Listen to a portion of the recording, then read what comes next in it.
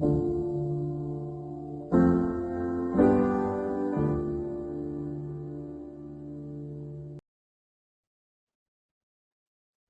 everyone, and welcome to another episode of the Compelling Conversations podcast. Today, I am honored by the presence of Muhammad Ali. Muhammad Ali, thanks so much for being here, man.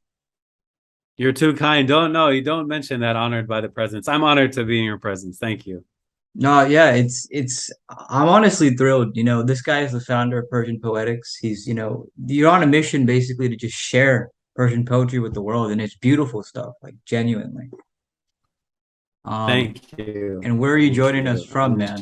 Inshallah, I hope so. I'm currently in Tehran, so this is one of the places that I split my time. I'm often, you can find me if you check my Instagram stories, maybe you'll see where I am between Detroit, Istanbul, and me to different directions. Wow, that's cool, man. That's cool. The land of the ancestors. I wanted to Yes, begin. absolutely. Yeah. I wanted to begin by mentioning that it was literally like 10 days ago that I was sitting here and I watched your podcast with Layla Shams, and um it's crazy that you're here now, It's like, wow, like that just happened. Life is crazy. Yeah. I'm glad to Yeah. be here. Thank you. No, for sure. Yeah. Have you ever been to Mount Damavand? I have, but not like to where it'd be interesting. So many people, and usually on winter days when it snows and the days off, they go all the way to the top if they're really kind of motivated people. I've been towards the base of it. There is an area in Tehran called Darband, Darband. Mm. That's kind of at the base of, although that's not Damavand mountain itself. Damavand is way farther up, but that's kind of the base of where the mountains north of Tehran start. And there's like a river and a bunch of restaurants by the river. It's kind of touristy, but I've hiked up for like an hour and a half to, up to getting farther up, and you can get a nice view of Tehran. But I've never been that far. I really feel like it's something I should try to do, if only for my health, to get fit enough to make that trek, especially in the winter. So, well, that's one beautiful thing about Tehran. And I split my time. I'm from Detroit and I visit there, but I really do split most of my time between Istanbul and Tehran, going back and forth. And I say that Tehran has mountains and it has no water. Well, it has a little stream that comes from the mountain, but basically there's no body of water anywhere near town. They built an artificial one, but that's a different story. But you see the mountains everywhere, which is quite nice when the pollution, especially when the pollution is low. Istanbul is the opposite. There's no mountain, but there's tons of fresh water. And in my ideal world, maybe in Jannah, there's like a city that not just in that way, but in many ways is a mash of those two. So you have mountains and bodies of water and Persian and Turkish culture at the same time, Oh, not wow. just one or the other. So maybe in Jannah, I'll see something. Inshallah, if I can get there, we'll see something Yeah, like that. inshallah. No, So, that's really cool. I brought that up because I find it very fascinating. I'm not sure how much of the Shahnameh you're familiar with, but in the mythical stories, that's where Aferi dude imprisons the Serpent King Zahak. And I think that's fascinating that right, that's right. just like, yeah. Is Yeah, that it's something like, amazing. yeah, Go ahead. my bad. I was curious, is that something like that Iranians know about, like that sort of story, like, oh, he's out there. I've never heard someone mention it with reference to Damavand, like, oh, by the way, that mountain that's there, like this happened there. But Iranians are very familiar with the Shahnameh. And if not familiar, if they're not well educated, they're aware that it's a pillar in Iranian culture. So if Islam has 5 pillars, I mean, I don't know how many pillars I'd give Iranian culture, but if we had that concept, the Shahnameh would be a pillar of the culture, because Iran, like many people who were immediately subject to the Arab conquest and the Umayyads and the Abbasids, our culture was changed. But unlike other people who were fully Arabized, Iranians were able to retain the core of their culture. So yes, the script changed and we have Arabic words, but the language is still Persian. It's still the same language that was spoken before Islam, right? And that is a big achievement that was saved. And not only that, but the continuity of our peoplehood, right? So Egyptians are the descendants of ancient Egyptians, but there is no continuity. So in Egypt, I mean, maybe something vague somewhere specific that I'm not aware, but on a general basis, there is really nothing from ancient Egypt that informs modern Egypt in a very strong way. Like there's no ancient Egyptian festivals. They don't read hieroglyphics. They don't look up to the pharaohs, because of course the pharaohs are evil characters in our religion of Islam, right? But Iran is not like that. We really are connected to our traditional kind of heritage. And one big reason is that book, the Shahnameh, that we had a poet, Ferdowsi, who was aware of all these oral histories that we had. And he spent 30, 40 years of his life collecting them into, I think, what is really even today the longest epic poem in the world. It's like 50,000 lines. It's enormous. Yeah. And unfortunately, I don't have a copy here, at least not where you could see. But no, Zahak being in prison, that's not something we think about, unfortunately. It's kind of like New Yorkers. They don't visit the Empire State Building, tourist Yeah. visits, right? We got to Yeah. take things for granted. But I think it is amazing to live in a land or to visit a land where you're among history. You're in places where, I mean, you could debate how historical the Shahnameh is, but you're in a place where these kind of important tales in your culture took place, right? You can go to Alamut, where Hassan as-Sabbah's assassins, Ismaili assassins were. You can go to, see where Imam Ghazali is buried. You can go to see Persepolis and things like that. And Yeah. that's one thing I really find missing in America is you can't go to these ancient, there is ancient culture in America, but unfortunately, we know what happened to it. There's not really that many ancient monuments hanging around America casually in the backdrop of your city. You could just look out and, not from this window, from the other one, I could just look out and see the mountain. So yeah, not to Yeah. ramble on about too much. No, no, I appreciate that. I'm personally a lover of mythologies, and it's always baffled me how underrated, the Shahnameh and the Persian mythologies are in the Western traditions. So that's just something I find interesting. But segueing from Ferdowsi and stuff, he spent like 33 years working on this book.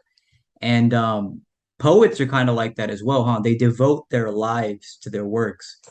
Is there a particular poet that you would consider your favorite? Oh, that's difficult. It's almost like maybe I'm, if you want to compare me to a car connoisseur, a person who is a rich man who owns many cars, maybe it'd be difficult to say there's one particular favorite car, right? Maybe one is the best Mhm. for off-roading, one is the best supercar, one is the best casual driving car, day-to-day affairs. And I feel like poets, not to compare them to cars, are like that in the sense that there's one poet that's cool for spirituality, one poet that's cool for love poetry, right? So if I could break it down in that way to avoid picking one, Rumi is definitely, without a doubt, my favorite poet in terms of Sufi or spiritual poetry. There's just like no question there. And I think Sadi is probably my favorite love/worldly wisdom poet. So he has a lot of love poems. And actually, I'm starting a class on this book, the Bustan, but he also has the Golistan, which mean orchard and rose garden, respectively, where he has kind of condensed his worldly wisdom. And I think Hafiz is the best poet that's not necessarily Sufi, but spiritual. And he's very mysterious. It can be very hard to pin Hafiz down. It's hard to tell who he is, where he's coming from. You don't always get a perfect sense. Sometimes he contradicts himself. Sometimes you think he's more Sufi. Sometimes you think he's more anti-Sufi. Sometimes he's spiritual. Sometimes he questions spirituality. So I think these three, not to be cliche because people tend to name these three, but these three are my favorites for various reasons. That's very fascinating. I didn't think about that. The whole Sufi, not quite Sufi, but spiritual. That is an interesting take. Is there a particular verse of a poem that strikes you as your favorite? Of course, there's so From many, from but from maybe I should give you one from each, really, because there's really no way to say a favorite verse. I'd have to think. This is there's so many of them no, I that it's like understand. it's Yeah. hard to pick. Each one has its own. You know what? Let me pick from Persian Poetics so that I'll also be able to give you a good translation at the same time, so I could spout off the Yeah. translation so it makes sense for all the viewers. But each bait has its own world of wisdom, and the proof is really, if you look at these books behind me, these are commentary books, and each bait means couplet. My apologies, two lines. Could have a paragraph or even a page written about it in many of these books to show you that it can be so difficult to pick one. But I'll pick ones that are particularly meaningful to me, and that's why I end up putting them on these pages. Let me Yeah, and see. it's For a those really of you good who page, are man. familiar, go to Persian Poetics. Thank you so much. It really means a lot. Yeah, and your Um, recitation in Farsi too is like so majestic. It's like wow, so deep. oh man, you're too kind. You know, it's funny. Some people they dislike it. They say your voice is too monotone. So Is that maybe I right? need to work on it. This is a good one by Saadi. Okay. Yes. Which we'll read in the Bustan class. It's actually from the Bustan, where he says, "Ibadat bejos khidmat khalq nist, betasbih o sajjade o dalq nist," which approximately translates to worship's not but service and good deeds. It's not about cloaks and prayer rugs and beads.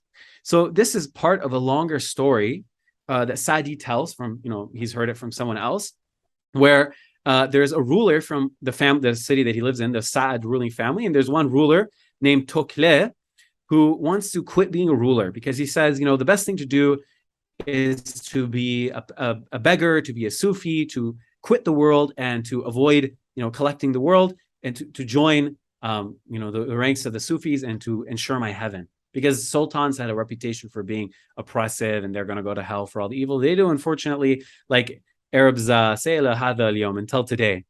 And then Sa'di, in speaking through himself, really, it's kind of like, for those of you who are familiar, Plato speaks through Socrates. Sometimes you guys have heard of this in the dialogues where Socrates is talking. A lot of times it's Plato. It's the same thing in Sa'di's writing.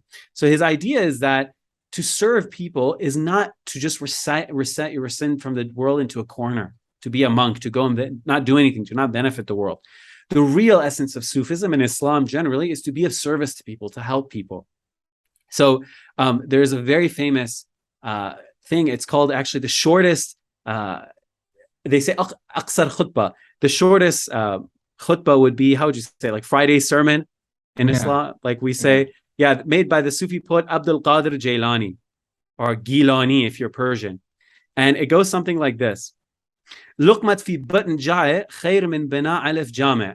So sorry, my Arabic pronunciation is very Persian. So he says, one luqma of food inside the stomach, one morsel of food inside the stomach of a hungry person is better than building 1,000 mosques.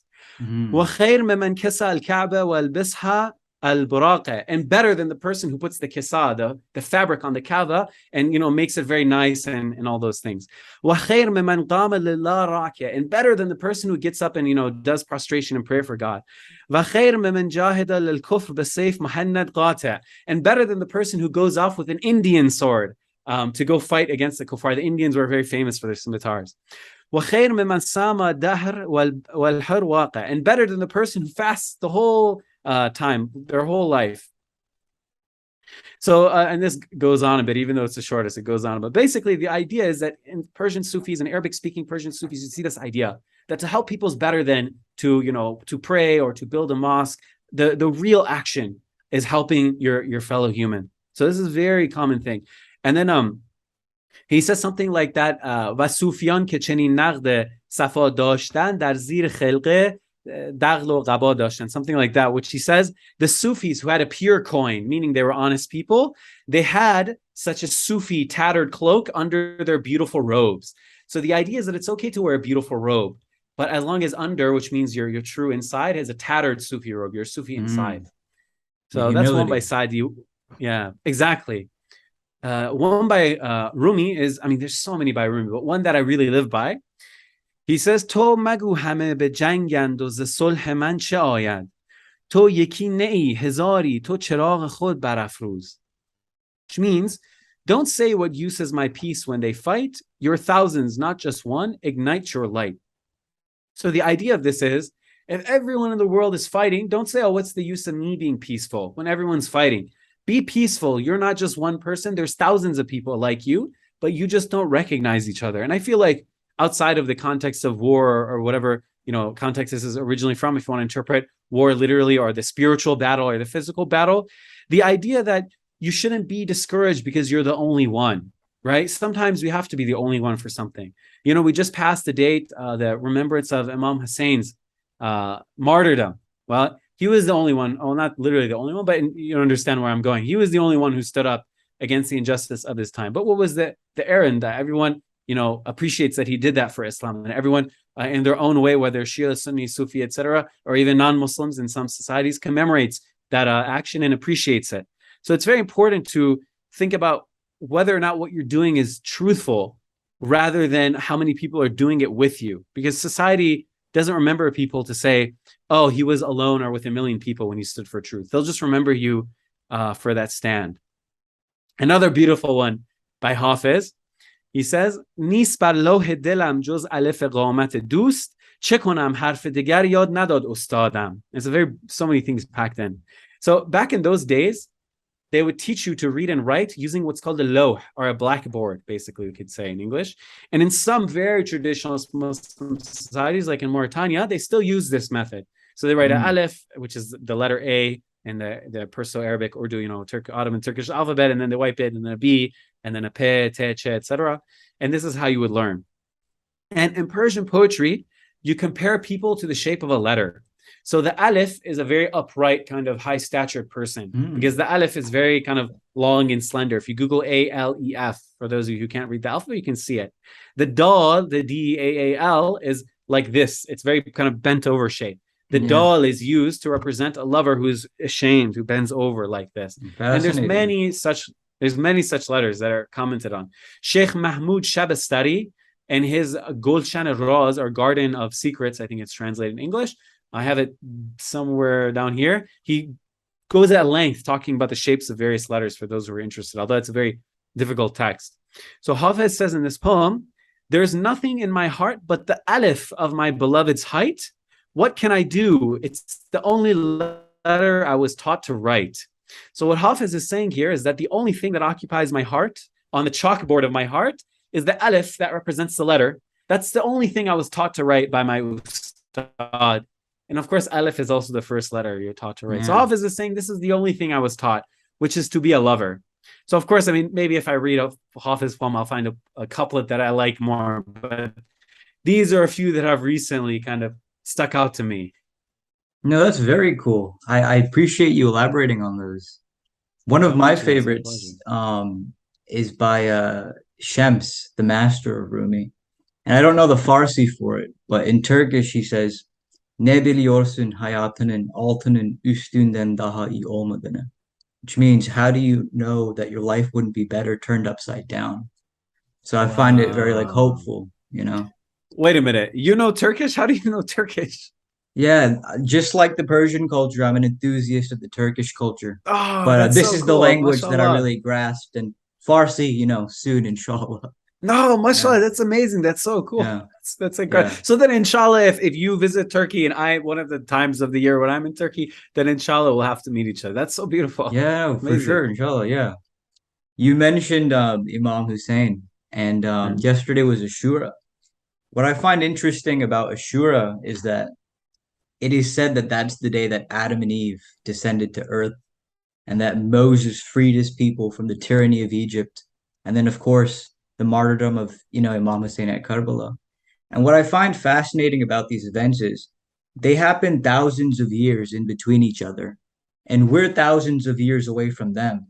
But Mm, it kind of stands to show that human beings are always struggling with their own problems, whatever it might mashallah, be. yeah.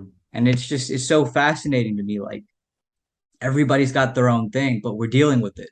And that's just Yeah, the story of humanity. that's one of the things actually about Imam Hussein and the story of Ashura that makes it so relevant. There's a famous quote by Ali Shariati, which is that I think it was said originally in Persian, but it's more known in Arabic, where he says, every day is Ashura and every land is Karbala. Kul yawmin Ashura wa kul ardhin Karbala, or something like that. And this idea is that this Karbala thing is universal.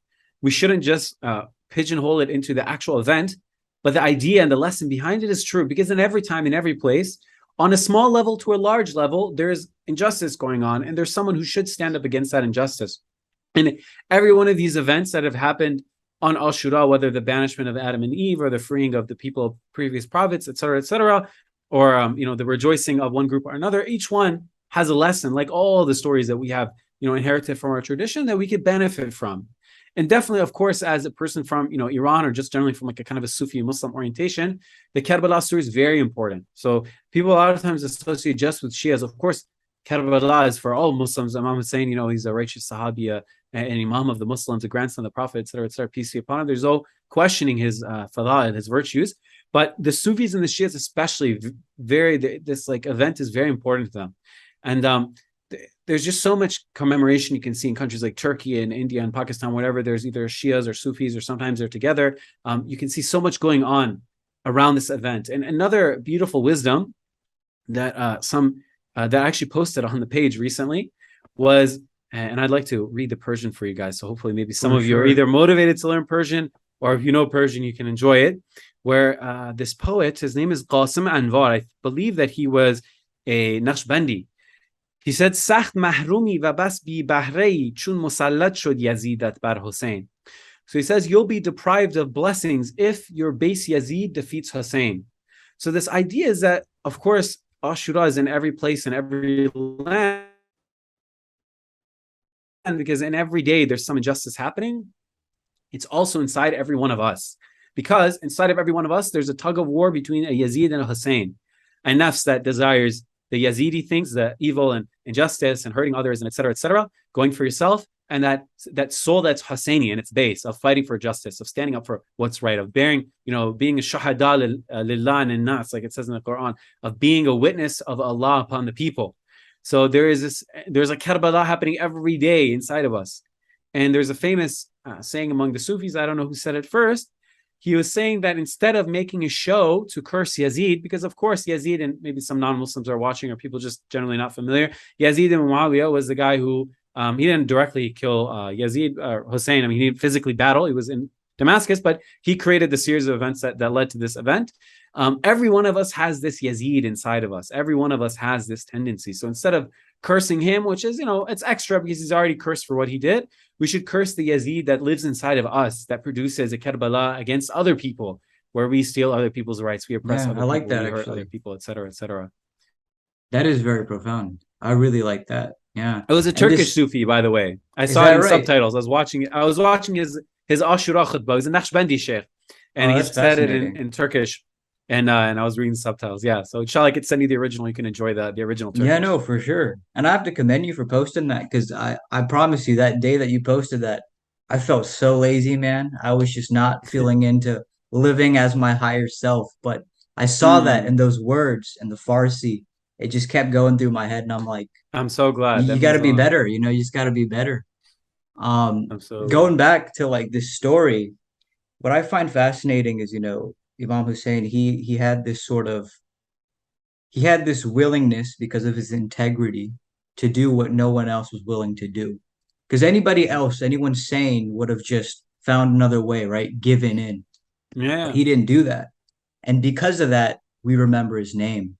But at that same time, there must have been a bread maker in Kufa, and he was afraid, right, to stand up for what's Mhm. right. He thought, I'm a bread maker. I'll be quiet. I'll live my safe life, very stable. And hey, who knows? Maybe he lived a very long life, but he's obscure. Nobody remembers him. Exactly. So, Exactly. this concept of just like doing what others aren't willing to do, to stand by your own integrity, I find it very cool because, I mean, in a way, it Absolutely. Absolutely. immortalizes you. Yeah. Right, right. And this is why injustice persists, because everyone thinks in their own paradigm. They don't think of a greater scheme. They think, okay, well, I'm going to die. I'm going to XYZ. I'm going to get, exiled or imprisoned. But no, but everyone collectively thinking that it's a self-fulfilling prophecy produces the end result, right? Yeah. So when Imam Hussein wanted to go, there were Sahaba who were more senior to him. And unfortunately, I can't recall their names, who came and visited and tried to talk him out of it. They said, look, your brother made a peace agreement with Yazid's father. Well, you can do the same thing with Yazid, And I don't know if this was floated around at that time, but maybe they understood that this was a possibility. He was presented with a chance to live and govern in Ray, which is where his wife, Shah Banu, I think the third or something is from. So he actually Imam Hussein had one Persian wife.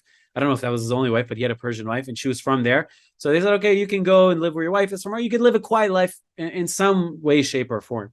And maybe it would have been kind of in a worldly way, the rational thing to do, right? Okay, why go get yourself killed? Why produce this calamity, etc.? And maybe because everyone collectively thought that way,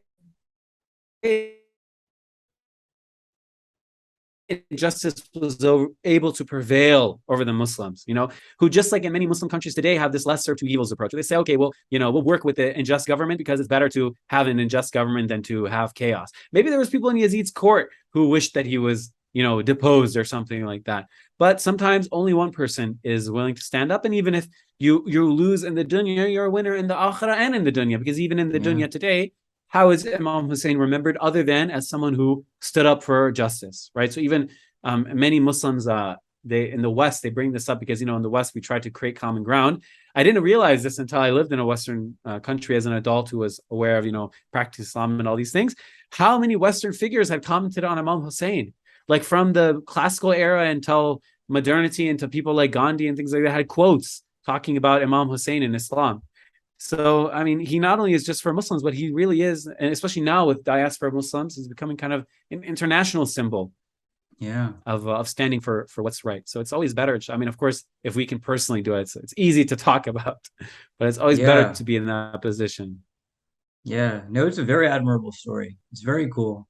And it's interesting how that, that theme, that element of standing up when no one else does, like you see that even in mythologies, right?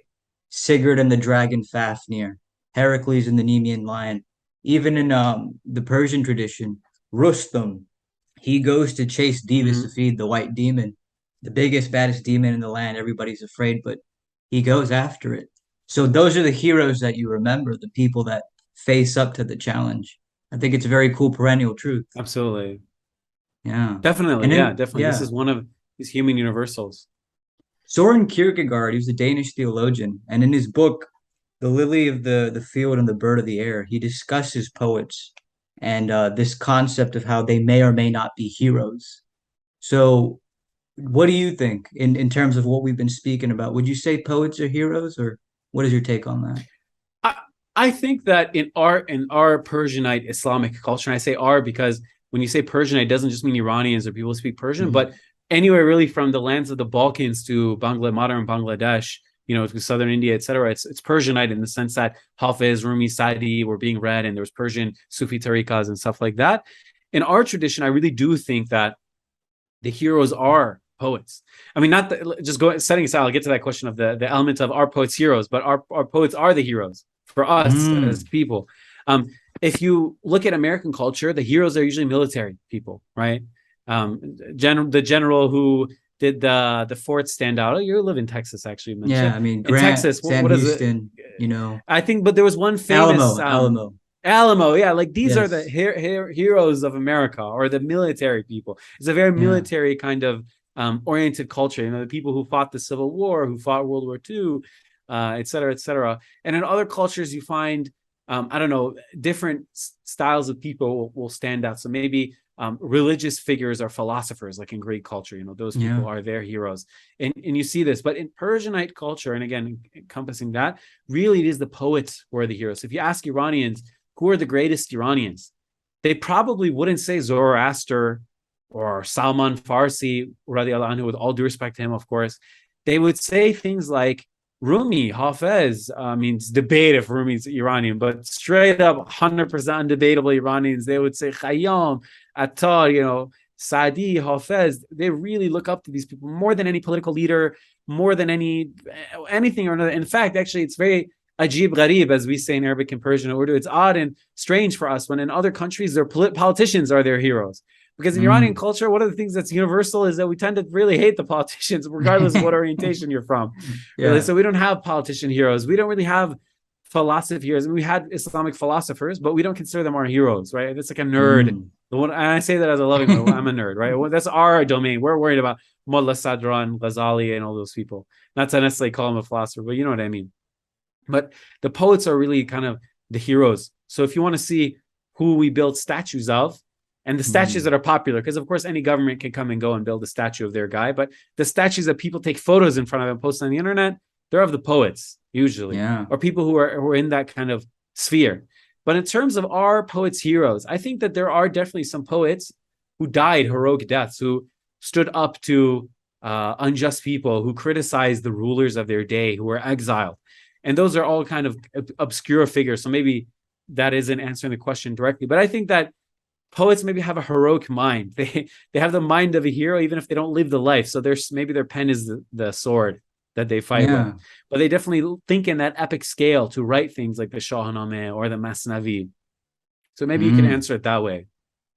No, that's beautiful. Are you at all acquainted with the works of Hajj Bektash or Mullah Nasruddin Hoja? So I'm not acquainted with Haji Biktash's works. I'm not aware of what works he has, actually. I'm that unacquainted. But I'm aware of his trajectory, that he was a Sufi saint and he forms what is still today kind of this like I don't know if syncretic or heterodox is the right word. I don't want to like offend them, but he has kind of formed this particular it's like Islamic movement. And I know that Mullah Nasruddin has all kinds of really funny stories and tales and things like we tell the Muslim Mullah Nasruddin jokes in Iran. I know that in Turkey they're really big as well. Yeah. I read just yesterday a very interesting parable of his where his wife makes some halwa, which is like a sweet dish, and he's just infatuated, and so he's eating it all day. And there's a little bit left, and then he goes to bed with his wife, and he wakes her up, and he's like, "Hey, I figured something great out, but first, bring me some halwa, like the leftovers." So she brings him the halwa, and he finishes it, and she's like, "All right, well, what were you thinking?" He's like, halwa that's made during the day should be finished before the night or by the night.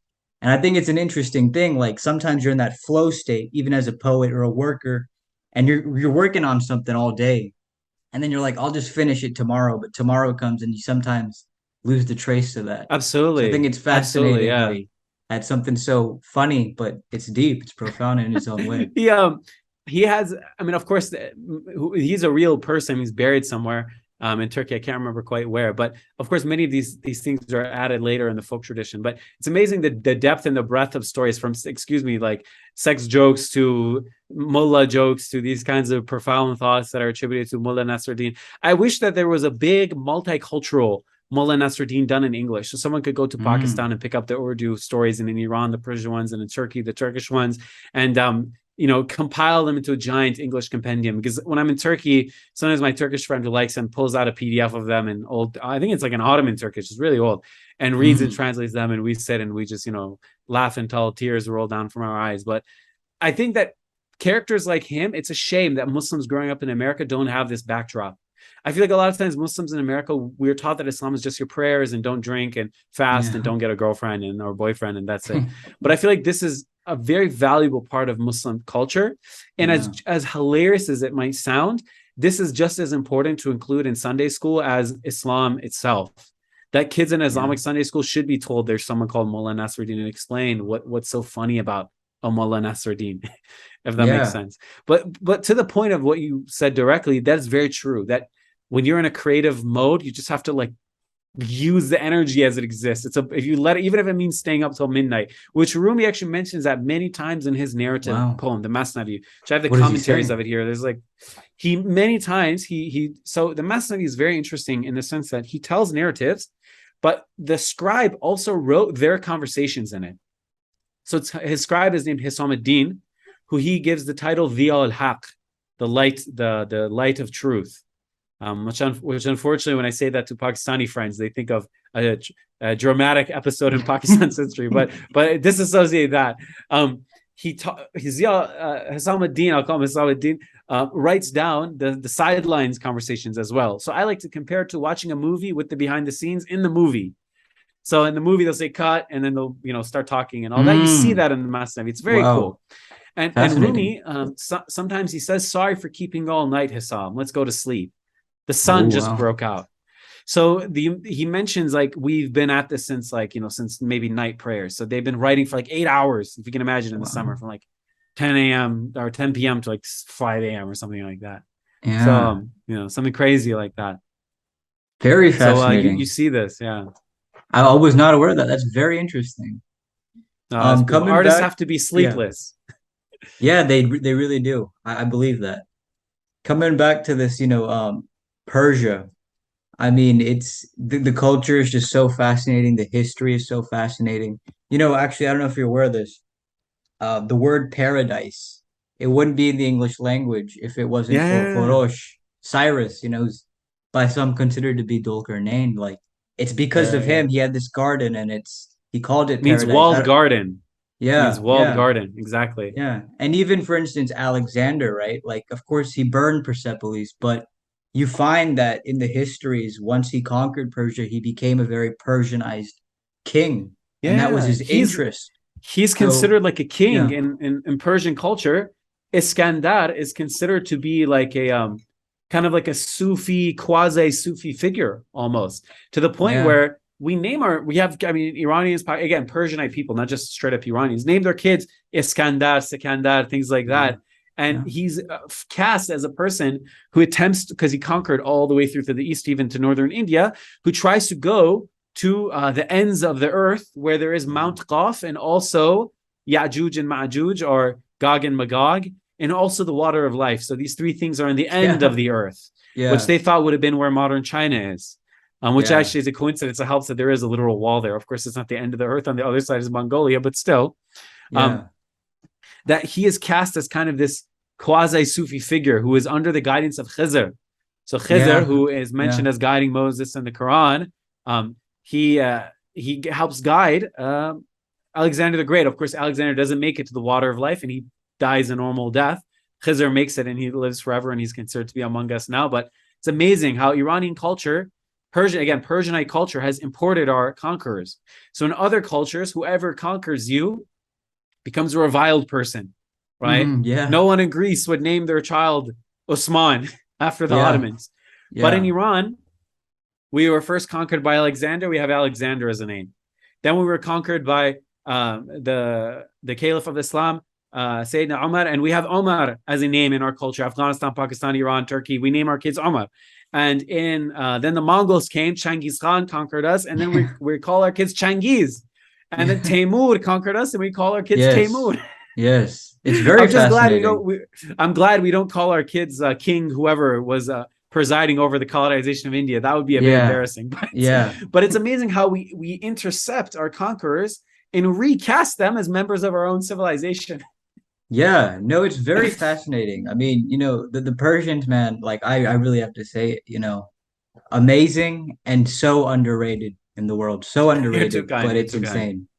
Yeah, no, but it just goes to show like the magnificence of the culture and the people. So I think it's a very Mm-hmm. beautiful thing. And again, with what you're doing, I think that's phenomenal. Thank you. You're Um, too kind.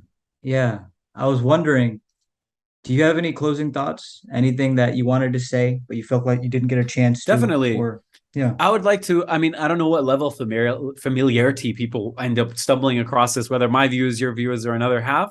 I would just like to just tell anyone or implore or ask that they connect with their heritage. So if you have non-Muslim viewers, wherever they're from, but especially the Muslims, try to find out who Hafiz and Sadi and Rumi and Ibn Arabi and Yunus Emre and Shams yeah, Tabrizi and these amazing figures like Amir Khusro and Iqbal, Allama Iqbal. Find out who these people are. Don't let their names just be vaguely familiar, but introduce yourselves to them, whether you're interested because one is from your language or your culture or a topic that you're interested in. Try to connect with your heritage, because in this modern IKEA world that we live in, that's really all that we have to kind of take pride and enjoy. We dress the same, we sound the same, we look the same, we live the same globalized life, but these are the really precious gems that we have left for us to enjoy and to take pride and preserve. So if you can, I would ask you viewers to try to do that. no, very beautiful, very beautiful. And it's just like you said, it's not about the question, are poets heroes? It's in our tradition, the poets are the heroes. So I totally like Absolutely. see that. It's beautiful that you said that. Thank you. One final thing I wanted to ask you was, I'm a huge fan of this video game series called Prince of Persia. Are you by chance? No, I played it very briefly. I think because the name Persia was in there as a child, but I Yeah, don't know to what extent. Maybe we could talk about it later, figure it out. To what extent it actually has to do with yeah, Persia. But suffice yeah, to say, Iranian Americans like myself, whenever Persia is cast in a positive light, we're just a breath of relief, so a breath of yeah, happiness. So whether, sorry, sigh of relief. I'm losing my English here. Or whether it's a video game or a Persian cat or a Persian rock game. yeah. So no, unfortunately, I didn't get a chance to get into the game. Okay. Yeah, but Muhammad Ali, it's been a wonderful conversation. Again, I'm so honored to Thank you have you so here. much. I really mean that. Oh, it's my honor. It was really fruitful, and I'm glad you took the time to be here. It's awesome. And I definitely recommend checking out his page, Persian Poetics. Beautiful stuff. Very Thank you. inspiring, and Thank I you so much. genuinely mean that. Yeah, so Thank you I so much. applaud It you for means a your lot. works, Thank man. you. Yeah, Thank for you for sure. having me. It means a lot. Absolutely. Yeah. But I suppose until next time then, huh? Until next time. Yeah. Assalamu Khuda alaikum. Yeah, khuda hafiz. Yeah.